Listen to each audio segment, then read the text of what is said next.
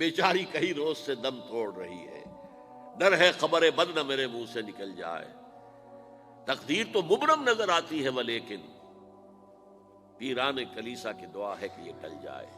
تو پہلی بات میری ختم ہوئی، عالمی نظام خلافت دنیا کی تقدیر مبرم ہے، ہو کر رہے گی، اس میں کسی صاحب ایمان کو کوئی شک، کوئی شبہ، کوئی ریب نہیں ہونا چاہیے۔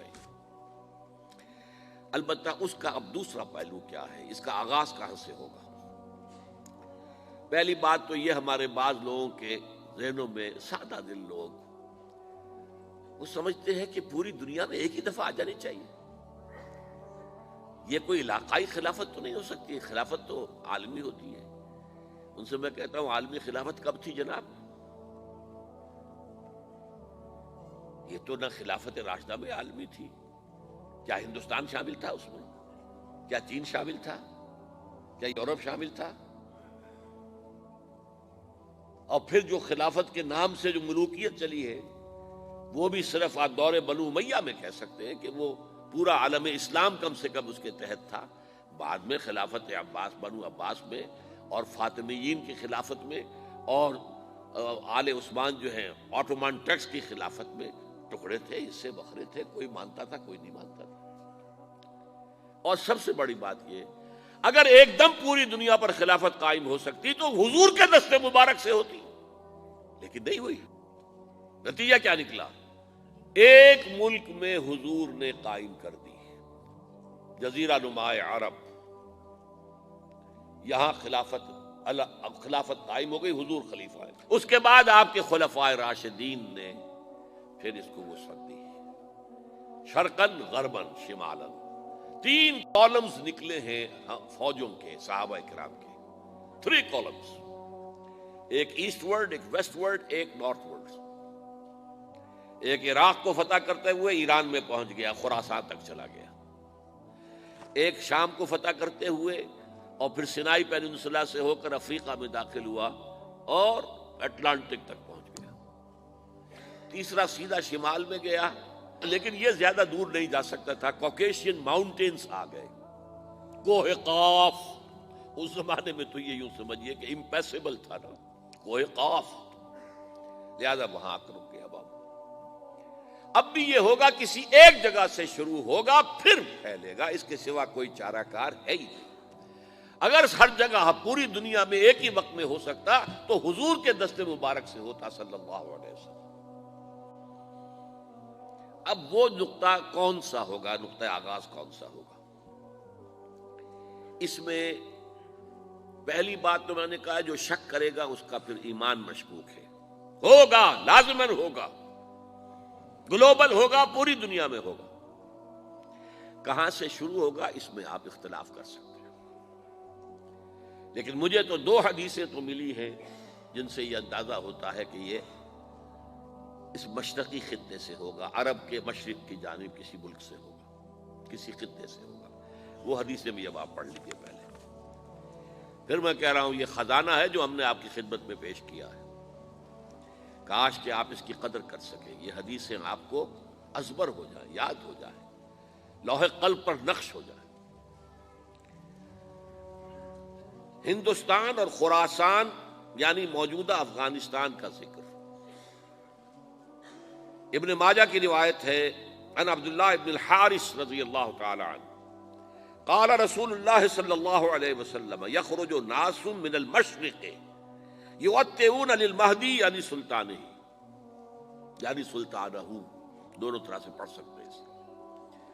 حضرت عبداللہ ابن حارث فرماتے ہیں رضی اللہ تعالی عنہ کہ حضور نے ارشاد فرمایا، مشرق کی طرف سے وہ فوجیں نکلیں گی، لوگ آئیں گے جو عرب میں مہدی کی حکومت قائم کریں گے۔ یہ مہدی کون ہوں گے اس کا ذکر میں ذرا بعد میں کروں گا، لیکن نوٹ کر لیجئے کہ مہدی سے پہلے لازماً کسی مشرقی علاقے کے اندر وہ نظام قائم ہو چکے گا، تب وہاں سے فوجیں آئیں گی نا۔ یہ مشرق کون سا ہے؟ عرب کے مشرق میں آپ چلیے، ایران بھی آ جائے گا، افغانستان بھی ہے، پاکستان بھی ہے، اور اگر اسے اور توسیع دیں تو ہندوستان بھی ہے۔ یہ ہے عرب کا مشرق، اس سے فوجیں جائیں گی۔ اس کا کیا مطلب ہے کہ اس میں سے کسی جگہ پر نظام خلافت پہلے قائم ہو جائے گا، تاکہ وہاں سے فوجیں جائیں گی جو جزیرہ نما عرب میں حضرت مہدی کی حکومت کو قائم کریں گی۔ اب دوسری حدیث سنیے، یہ سنن ابن ماجہ کی حدیث تھی جو میں نے آپ کو سنائی، آپ نے پڑھی۔ دوسری، عن ابی ہریرہ رضی اللہ تعالی عنہ،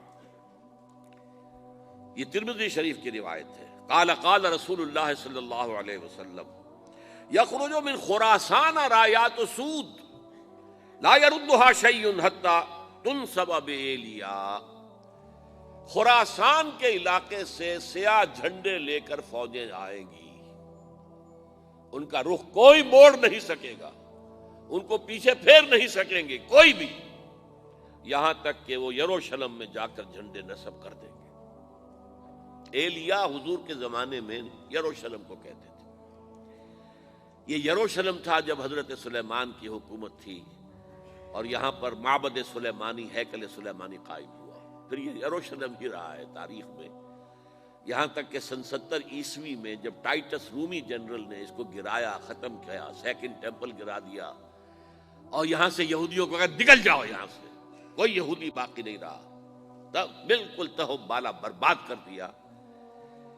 اس کے کوئی 150 سال بعد ہیڈریان، رومن ایمپرر ہیڈریان، اس نے پھر دوبارہ آباد کیا اس شہر کو۔ 150 سال تک یہ بالکل بنجر اور بالکل غیر آباد پڑا تھا۔